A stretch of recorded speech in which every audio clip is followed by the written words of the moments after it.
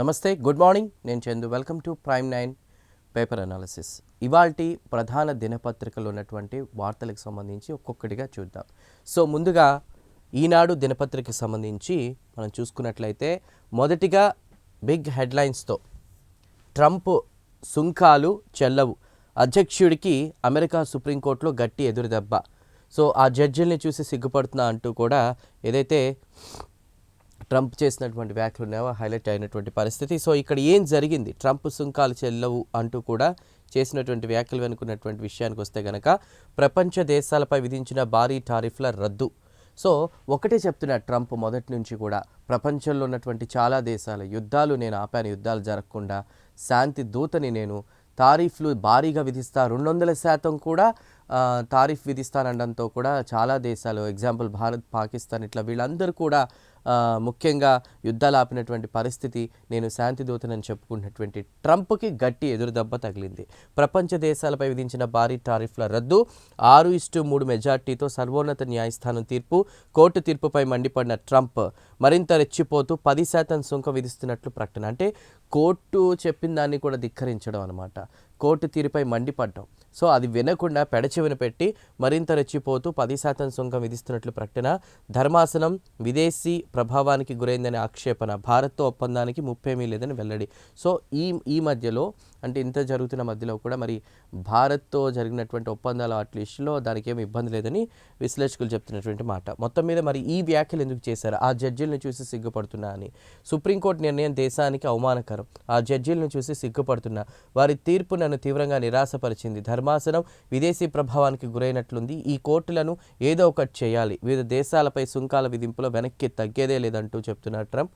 అంతర్జాతీయ ప్రత్యేక ఆర్థిక అధికారుల చట్టం IEEPAలోని సెక్షన్ 122ను ఉపయోగిస్తూ కూడా ప్రపంచ దేశాలపై అదనంగా 10% సుంకం విధిస్తా, భారత్తో కుదిరిన ఒప్పందానికి వచ్చిన ముప్పేమీ లేదు అంటూ కూడా ఏదైతే డొనాల్డ్ ట్రంప్ చేసినటువంటి వ్యాఖ్యలు ఉన్నాయో అవి హైలైట్ చేస్తూ రాసినటువంటి పరిస్థితి. మరి మొత్తం మీద ఇంత జరుగుతున్న నేపథ్యంలో భారత్పై ఉన్నటువంటి ప్రభావం ఎంత?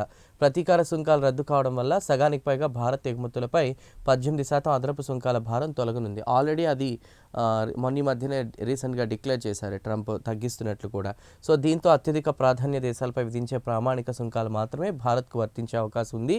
మిగిలిన ఎగుమతులపై మొత్తం మీద IEEPA మనం చెప్పుకున్నాం కదా, దానికి సంబంధించి కూడా సెక్షన్ 232 కింద సుంకాలు కొనసాగుతాయి. ఉక్కు, అల్యూమినియంలపై 50%, కొన్ని ఆటోమొబైల్, అంటే ఏ రంగాలపై దాని ప్రభావం ఉండే అవకాశం ఉందంటే ఆటోమొబైల్ పరికరాలు కావచ్చు, ఉక్కు, అల్యూమినియంపై కావచ్చు.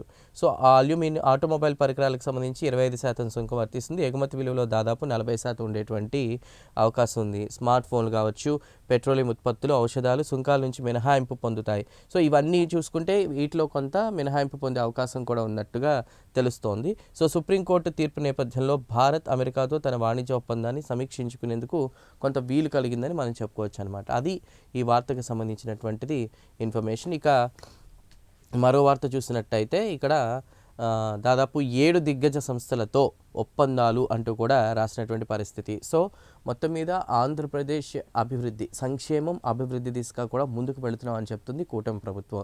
2047 లక్ష్యమే వికసిత్ భారత్ లక్ష్యంలో భాగంగా రాష్ట్రం యొక్క కాంట్రిబ్యూషన్ ఆ పరంగా మనం చూసుకుంటే కనుక ఇక్కడ మనం చూడొచ్చు, ముఖ్యమంత్రి చంద్రబాబు సమక్షంలో భారత్ నెక్స్ట్ జెన్ IBM ప్రతినిధులతో ఒప్పంద పత్రాలు కుదుర్చుకున్నటువంటి రాష్ట్ర అధికారులు అంటూ కూడా ఇమేజ్ని మనం చూస్తున్నాం. సో మరి ఏంటి ఆ ఒప్పందాలనే విషయానికి వస్తే, రాష్ట్రంలో క్వాంటమ్ AI టెక్నాలజీ విస్తరణే లక్ష్యం.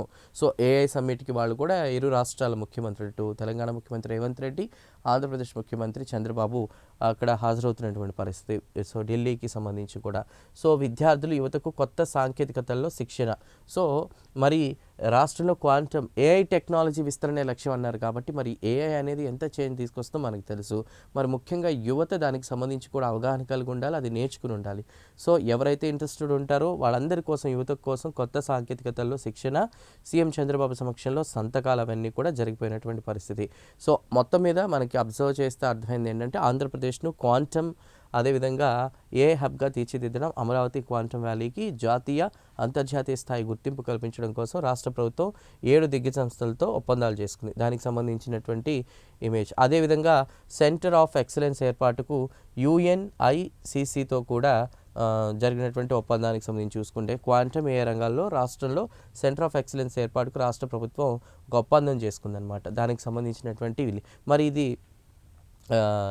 ఎప్పుడు ఇదంతా జరుగుతుందంటే ఏడాది చివరికి కూడా క్వాంటమ్ ఎక్సలెన్స్ సెంటర్ ఏర్పాటుకు దీన్ని చేయడం అనేది వాళ్ళ యొక్క ప్రధాన ఉద్దేశం అనమాట. సో ఈ సెంటర్ను క్వాంటమ్ డిజిటల్ ఎంబసీగా తీర్చిదిద్దారు. ఈ కార్యక్రమంలో ఇక్కడ పాల్గొన్నటువంటి వాళ్ళు చిత్రాలన్నీ కూడా మనం చూడొచ్చు, వివిధ సంస్థలకు సంబంధించి కూడా ఇక్కడ మధ్యలో సీఎం చంద్రబాబు. సో ఇంకా డీటెయిల్గా దీనికి సంబంధించినటువంటి ఇన్ఫర్మేషన్ కావాలంటే మిగతాది మనం 2వ పేజ్లో చూసుకోవచ్చు. అది ఉన్నటువంటి వార్త. ఇక మరి ఇక్కడ మళ్ళీ దాన్ని హైలైట్ చేస్తూ కొంత రాసుకొచ్చింది ఏంటంటే ఏఐ ఇంపాక్ట్ సమ్మిట్ 2026లో ముఖ్యమంత్రి చంద్రబాబు సో అక్కడ హాజరవుతూ ఆంధ్రప్రదేశ్లో చేపట్టబోయేటువంటి వివిధ కార్యక్రమాలకు సంబంధించి ముఖ్యంగా ఏఐకి సంబంధించినటువంటి విషయాల్లో ఎలాంటి కీలక ముందడుగు వేశారనే విషయానికి వస్తే ప్రపంచమంతా కూడా మాట్లాడే రోజు వస్తుంది.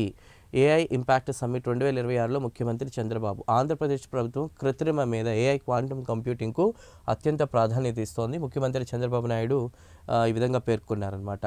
సో ఢిల్లీలోని భారత్ మండపంలో నిర్వహించినటువంటి ఏఐ ఇంపాక్ట్ సమ్మిట్ 2026లో వరల్డ్ ఎకనామిక్ ఫోరం WEF కృత్రిమ మేధస్సుతో పోటీతత్వ అన్న అంశంపై కూడా శుక్రవారం నిర్వహించిన రౌండ్ టేబుల్ సమావేశంలో ఆయన కేంద్ర ఎలక్ట్రానిక్స్ ఐటీ శాఖ మంత్రి అశ్విని వైష్ణవ్ అదేవిధంగా వివిధ అధికారులతో వాళ్ళతో కూడా మాట్లాడి గూగుల్ లాంటి సంస్థల రాకతో విశాఖపట్నం ఏఐ డేటా హబ్గా కూడా మార్పు చెందినటువంటి పరిస్థితి అదంతా కూడా కీలకంగా మాట్లాడి అదేవిధంగా రాష్ట్రానికి కావాల్సినటువంటి విషయాలపై కూడా ఆయన ఫోకస్ చేస్తున్నట్టు తెలుస్తోంది. అది ప్రధానంగా ఉన్నటువంటి ఒక వార్త. మరో వార్త చూద్దాం.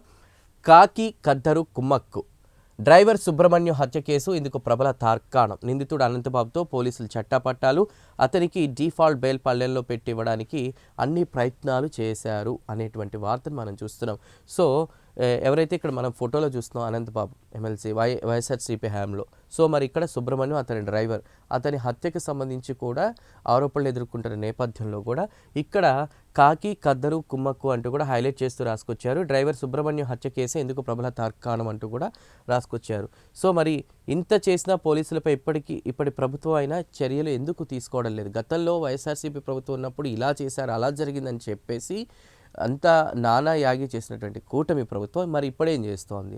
అధికారంలో అనేది వాళ్లే కదా అన్నటువంటిది మనం చూస్తున్నాం. కనీసం షోకాజ్ నోటీస్ అయినా ఇచ్చారా? దర్యాప్తు అధికారిపై నియంత్రణ లేని డీజీపీ కొనసాగే అర్హత అసలు ఎక్కడుంది అంటూ కూడా రాసుకొచ్చారు.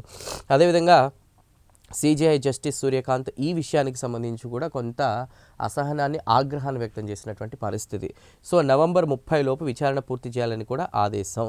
నాడు నీరుగార్చి నేడు నిగ్గు తేల్చి సుబ్రహ్మణ్యం హత్య కేసులో దాచేసిన అనంత నిజాలు. సో ఇందులో వారి భార్య కూడా ఇన్వాల్వ్ అయ్యారు. కొంత అక్కడ ఉన్నటువంటి ఆధారాలు వాటిని కూడా హైడ్ చేసే ప్రయత్నం చేశారు. వాటిని అంటే కనపడకుండా చేసే ప్రయత్నం చేశారనే ఆరోపణలు కూడా ఎదుర్కొంటున్నారు. వైకాపా హయాంలో విచారణ డొల్ల. అనంతబాబు దంపతులు ఘటనా స్థలంలోనే ఉన్నా దర్యాప్తు లేదు.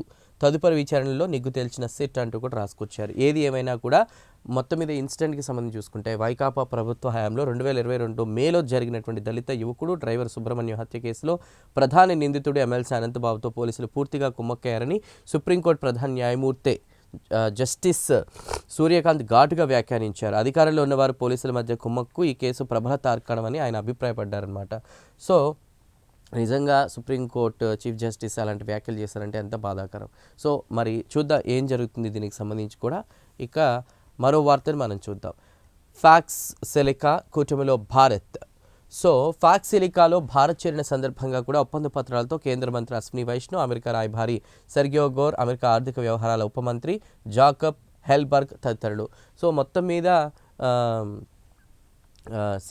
ఫ్యాక్స్ సిలికాకి సంబంధించి కూడా భారత్ భాగస్వామ్యానికి సంబంధించి ఇక్కడ ప్రధానంగా వార్తను హైలైట్ చేస్తూ రాసుకొచ్చారు. సో ఇంకా దీనికి సంబంధించి వివరాలు కావాలంటే మిగతాది మనం 2వ పేజ్లో చూసుకోవచ్చు అనమాట. ముఖ్యంగా ఇక్కడ సర్కి సంబంధించి మనం చూస్తున్నాం ఎలక్షన్స్ ఈ టైంలో కూడా ఓట్లకు సంబంధించి ఆ వ్యవహారాలకు సంబంధించి బెంగాల్ సర్ విధుల్లో జిల్లా జడ్జీలు ప్రస్తుత రిటైర్డ్ న్యాయాధికారులను కేటాయించండి. కలకత్తా హైకోర్టుకు సుప్రీంకోర్టు అసాధారణ ఆదేశం. రాష్ట్రం ఎన్నికల సంఘం మధ్య విశ్వాస రాహిత్యంపై కూడా తీవ్ర విచారం వ్యక్తం చేస్తూ కూడా ఎవరైతే ప్రస్తుత రిటైర్డ్ న్యాయాధికారులు ఉంటారో వాళ్ళని కేటాయించండి సర్కి జిల్లా జడ్జీలు అంటూ కూడా హైలైట్ చేస్తూ రాసుకొచ్చారు. ఆ వార్తని మనం చూడొచ్చు అనమాట.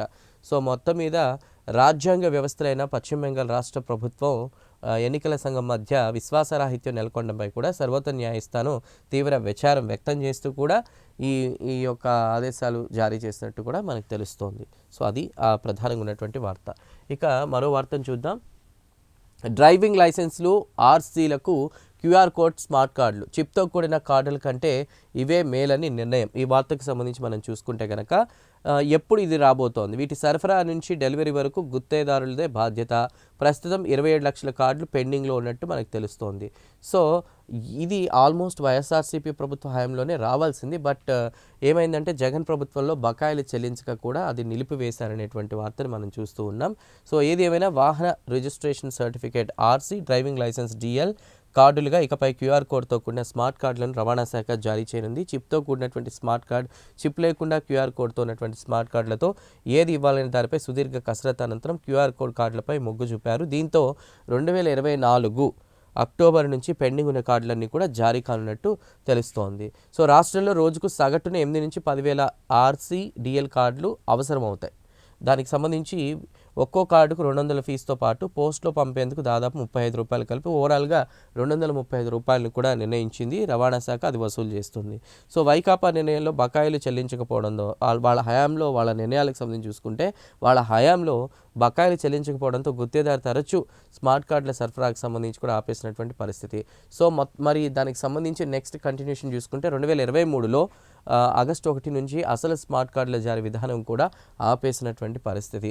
సో మళ్ళీ కూటమి అధికారంలోకి వచ్చాక అన్ని రాష్ట్రాల్లో స్మార్ట్ కార్డుల జారీ ఉన్నందున వాటిని మళ్ళీ ఇవ్వాలని ఒక నిర్ణయం కూటమి ప్రభుత్వం చేయడం జరిగింది. 2024 అక్టోబర్ 1 నుంచి రిజిస్ట్రేషన్ అయినటువంటి వాహనాలకు డ్రైవింగ్ లైసెన్సులు పొందిన వారికి ఆర్సీ, డిఎల్ స్మార్ట్ కార్డు ఇచ్చేందుకు ఫీజులు వసూలు చేయడం స్టార్ట్ చేశారు. సో కొంత ఇక్కడ ఈ అంశానికి సంబంధించి మనం చూసుకుంటే చిప్ కార్డ్ సంబంధించి ఆ విషయంలో కొంత తర్జన భర్జన పడ్డారు.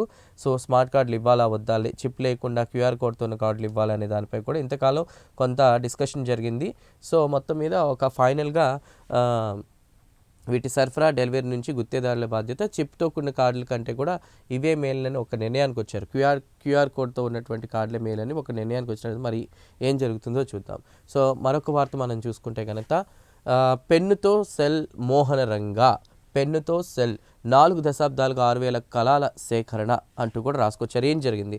మొబైల్ పెన్నుతో కాల్ చేస్తున్నటువంటి వైవి మోహన్. ఎవరి వైవి మోహన్ అనేది చూస్తే అంగుళం పెన్ను నుంచి అడుగు పెన్ను వరకు కూడా ఎప్పుడైనా చూసారా? Cell phone, pen drive, visiting card, rocket, syringe, చేతి గడియారం, నెయిల్ కట్టర్ కావచ్చు, స్క్రూ డ్రైవర్ కావచ్చు, బోల్ట్ కత్తిరితర చాలా రకాల సామాగ్రికి సంబంధించి మొత్తం మీద ఇలాంటివన్నీ ఉంటాయని తెలుసా? విజయవాడ భారతీనగర్కు చెందిన వైవి మోహన్ ఇదంతా నిజమే అని చూపిస్తున్నారు. వస్త్ర వ్యాపారం చేసేటువంటి ఆయన పెన్నుల సేకరణకు అభిరుచిగా మలుచుకుని సో ఇలాంటి కొత్తవి కూడా తయారు చేస్తున్నటువంటి పరిస్థితి. విజయవాడలో భారతీనగర్లో ఉంటారు ఆయన మోహన్, వైవి మోహన్. ఆయన ఇలాంటివన్నీ కూడా బయటకు తీసుకున్నటువంటి పరిస్థితి. సో ఈనాడు పేపర్కి సంబంధించి కూడా ప్రధానంగా ఉన్నటువంటి వార్తలు ఇవి. ఇక మరి మనం సాక్షి పేపర్ చూద్దాం. సో ఏం రాశారు సాక్షికి సంబంధించి చూసుకుంటే కనుక అదే మన ఇందాక డిస్కస్ చేసినటువంటిది. ట్రంప్ టారిఫ్లు చెల్లవు, అమెరికా సుప్రీంకోర్టులో సంచలన తీర్పు, అధ్యక్షుడు డొనాల్డ్ ట్రంప్కు గట్టి ఎదురుదెబ్బ. పన్ను విధింపు అధికారం కాంగ్రెస్దే, రాజ్యాధికారం అధ్యక్షుడికి ఆ అధికారం ఇవ్వలేదు అంటూ కూడా రాసుకొచ్చారు. టారిఫ్లకు IEEPA చట్టాన్ని వాడడం చెల్లదు, 6:3 మెజార్టీతో తీర్పు వెలువరించిన కోర్టు. దేశంతో యుద్ధాలు చేస్తున్నారా అంటూ వ్యాఖ్యలు. ఈయనేమో శాంతిదూత అని చెప్పుకుంటారు, మరి అక్కడ కోర్టులో ఏమో మీరు యుద్ధాలు చేస్తున్నారని ప్రశ్నిస్తున్నారు.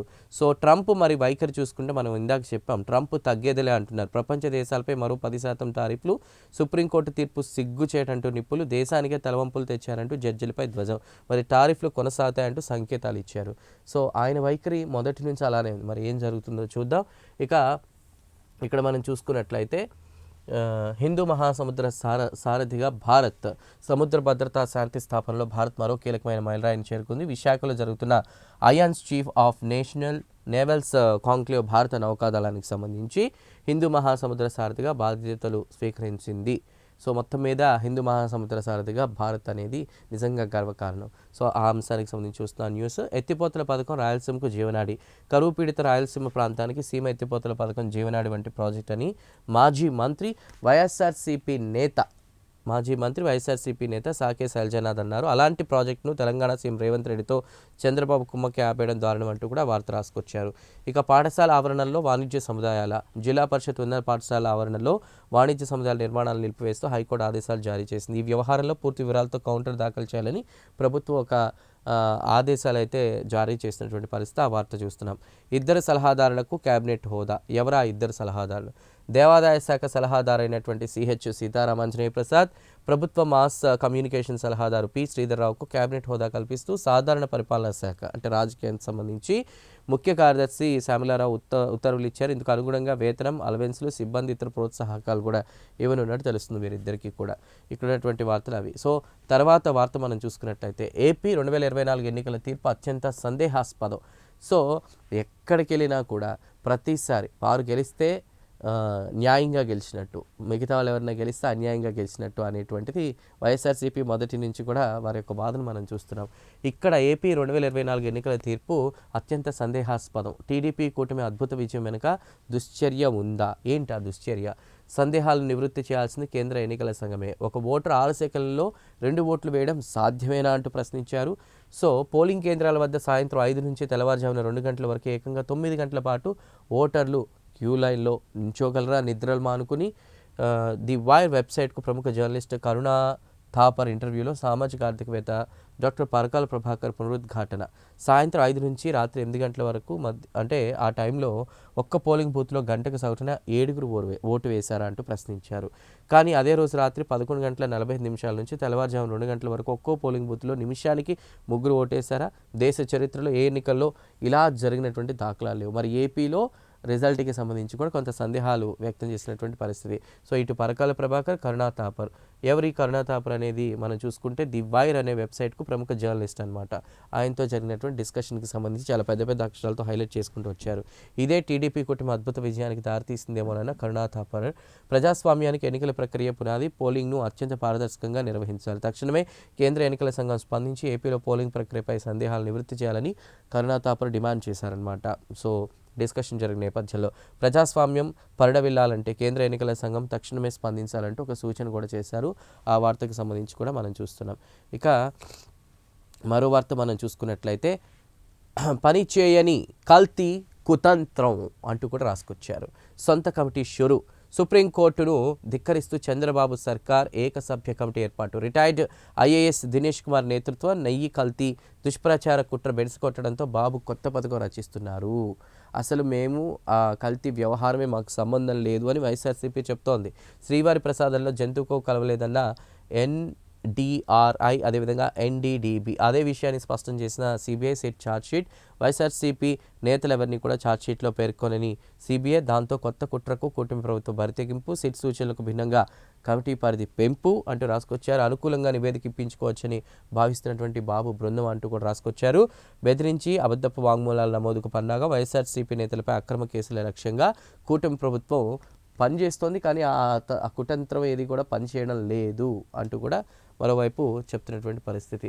సో ఇంకా అదే న్యూస్కి సంబంధించి రిలేటెడ్గా మనం ఇక్కడ చూసుకుంటే ఆవు నెయ్యిపై చర్చకు ససేమిరా. శుక్రవారం కూడా స్తంభించిన మండలి సమావేశాలు. ఉదయం మధ్యాహ్నం సభ ప్రారంభమైన జరిగింది 6 నిమిషాలు మాత్రమే. హెరిటేజ్ అనుబంధ ఇందాపూర్ డైరీ టీటీడీకి నెయ్యి సరఫరాపై చర్చకు వైఎస్ఆర్సీపీ పట్టు. సభ్యుల వాయిదా తీర్మానాలు తిరస్కరించిన చైర్మన్ ఆ అంశంపై చర్చకు పట్టుపడుతూ ప్లకార్డులతో పోడియం వద్ద నినాదాలు. అభ్యంతరం తెలిపిన ఆర్థిక మంత్రి కేశవ్ దూసుకెళ్లిన టీడీపీ సభ్యులు. సభ వాయిదా వేస్తున్నట్లు ప్రకటించిన మండలి చైర్మన్ హెడ్సెట్ను టేబుల్పై విసిరి కొట్టిన మంత్రి అంటూ ఇక్కడ హైలైట్ చేస్తూ ఫోటోని వేసుకొచ్చారనమాట.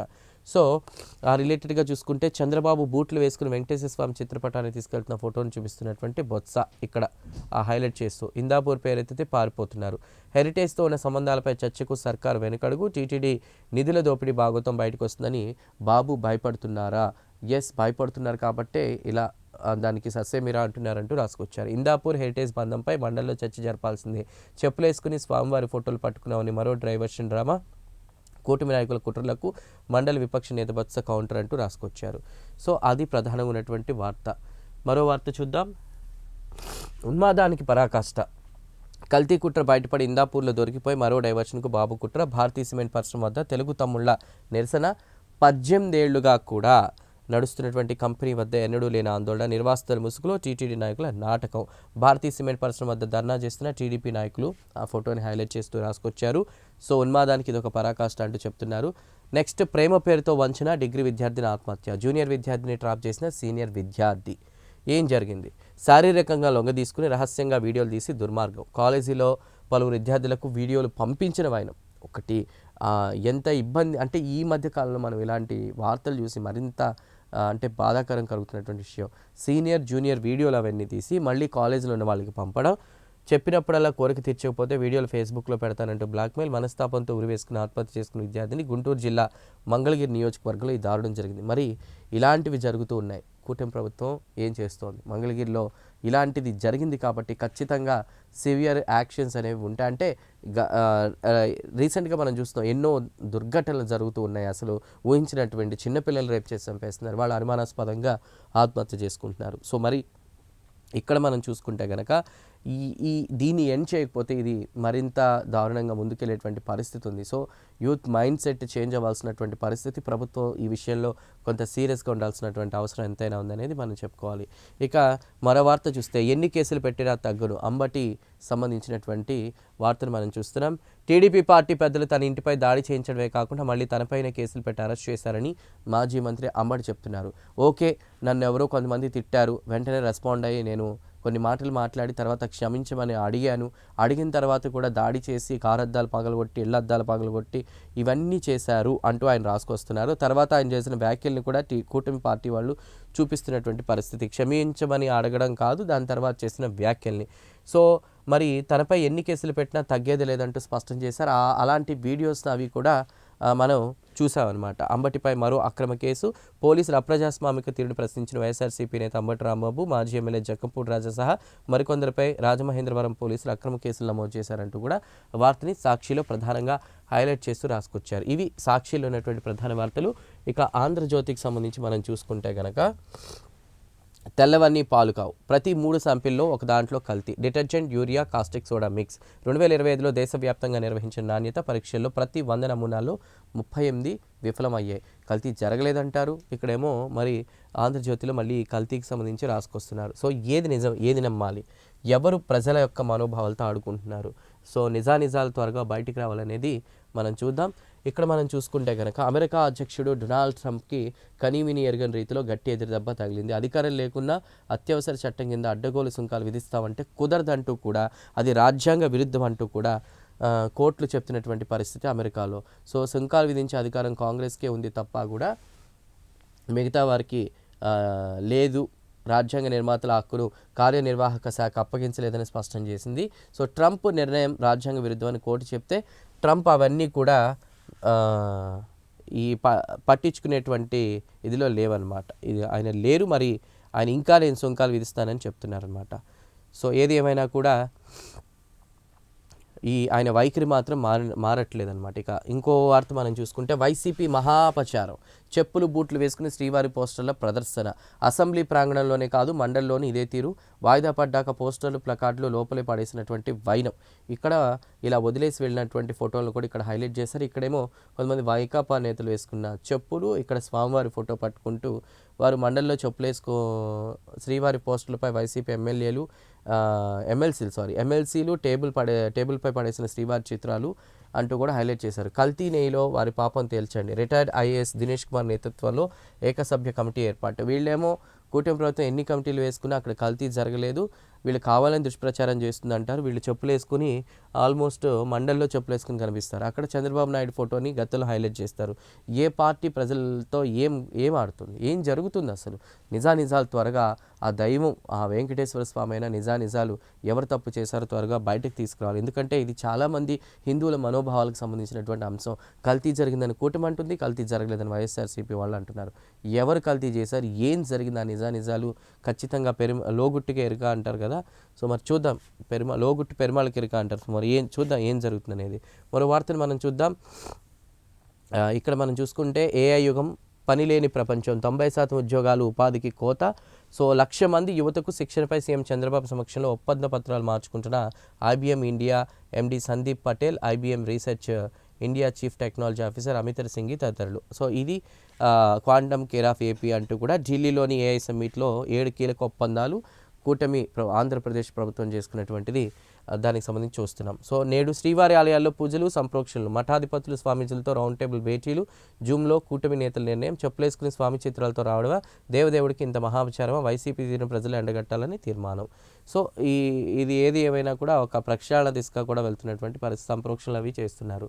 మరోవైపు మరో వార్త చూసుకుంటే కనుక అనంతబాబుతో పోలీసుల కుమ్మక్కు, దర్యాప్తులో ఉద్దేశపూర్వకంగానే జాప్యం అంటూ కూడా సుప్రీం చేసినటువంటి కీలక వ్యాఖ్యలు అయితే ఉన్నాయో దాని ప్రధానంగా ఇక్కడ మరో వార్త మనం ప్రధానంగా చూసుకోవాలి. ఏ పేపర్లో లేదు, ఇక్కడ ఆంధ్రజ్యోతికి సంబంధించి మనం చూసుకుంటే ఆయేషా మీరా కేసు క్లోజ్, హత్యాచారం కేసు కొట్టివేస్తూ సిబిఐ కోర్టు తీర్పు, ఆధారాలు లేకపోవడంతో 18 ఏళ్ల తర్వాత మూసివేత, న్యాయ సహాయానికి కోర్టు సంసిద్ధత.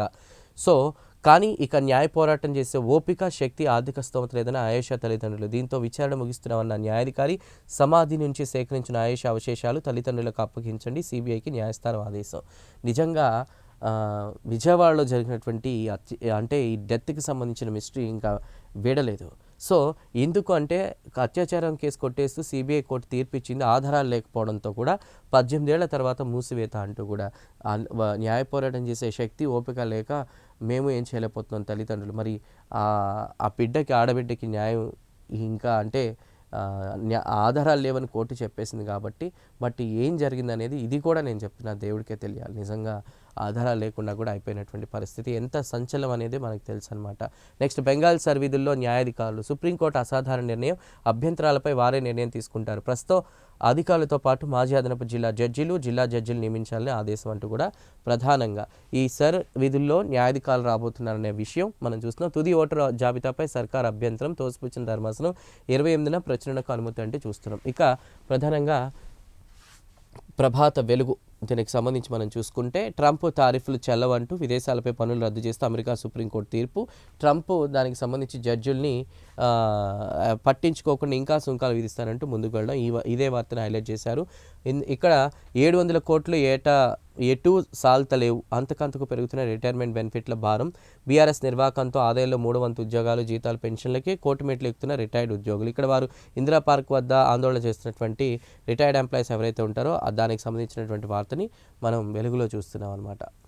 నెక్స్ట్ ఇక్కడ ఏఐ ఒక శక్తివంతమైన మలుపు. నేను చెప్పాను కదా ఏఐ సమ్మిట్ జరుగుతుంది, దానికి ఇరు రాష్ట్రాల సీఎంలు కూడా హాజరైనటువంటి పరిస్థితి. సో దానికి సంబంధించి మనం చూసుకుంటే కనుక ఇక్కడ సీఎం రేవంత్ రెడ్డి కూడా ఢిల్లీ ఏఐ ఇంపాక్ట్ సమ్మిట్లో సీఎం రేవంత్ రెడ్డి మాట్లాడినటువంటి న్యూస్కి సంబంధించి కూడా మనం చూస్తున్నాం అనమాట. సో ఇంకా ప్రధానంగా తర్వాత వార్తలు చూసుకుంటే కనుక బీసీ సబ్ ప్లాన్కు వెంటనే అమలు చేయాలి, గన్ పార్క్ వద్ద బీసీ సంఘాల నాయకులు నిరసన. దానికి సంబంధించిన వార్త చూస్తాం. మళ్ళీ అకాల వర్షాలు, రేపటి నుంచి 3 రోజుల పాటు మోస్తరు వానలు, ఆగ్నేయ బంగాళాఖాతంలో అల్పపీడన ప్రభావం. సో మరి ఆ వర్షాలు రాబోతున్నాయంటే తర్వాత ఎండలు దంచి కొట్టేటువంటి అవకాశం ఉందన్నమాట. సో ఓవరాల్గా ప్రధాన దినపత్రికలో ఉన్నటువంటి ప్రధాన అంశాలు, వార్తలు ఇవి. సో మళ్ళీ తిరిగి మరో పేపర్ అనాలిసిస్లో మళ్ళీ కలుద్దాం. Till then keep watching Prime 9 News. నిజం ఇదే మా ఇజం.